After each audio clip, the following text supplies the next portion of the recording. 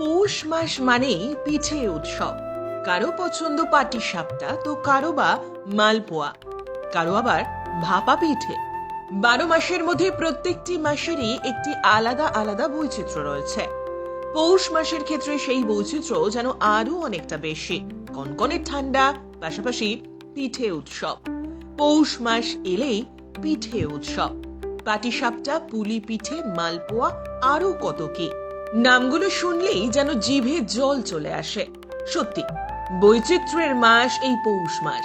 একদিকে কুয়াশাচ্ছন্ন নস্টালজিয়া পরিবেশ, অপরদিকে গরম গরম ভাপা পিঠে, পাটিসাপটা সহ অন্যান্য পিঠে পুলির বাহার। আগে কিন্তু প্রত্যেকটি ঘরে পিঠে পুলি ঘটা করে বানানো হতো, তবে এখন সময়ের অভাবে অগত্যা অনেককেই মিষ্টির দোকানের উপরে নির্ভর করতে হয়।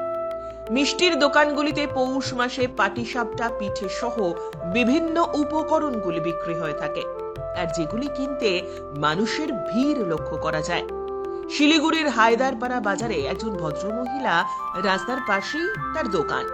গরম গরম ভাপা পিঠে, মালপোয়া, পাটিসাপটা সহ আরো বেশ কিছু সামগ্রী তৈরি করছেন, আর সেগুলি নিতে মানুষের উপচে পড়া ভিড়। পিঠে পুলি দেখলেই যেন মনে হয় সারা বছর ধরে অপেক্ষা, পৌষ মাস এলেই যেন তার সার্থকতা। মালপোয়ার কত দাম? 5 টাকা। একটু জোরে বলেন। 5 টাকা। আর পাটিসাপটা 20 টাকা। আর ভাপা পিঠা 10 টাকা। 10 টাকা। কেমন বিক্রি হচ্ছে? ভালোই হয়েছে। ভালো হচ্ছে। ব্যুরো রিপোর্ট, উত্তরের প্রহরী।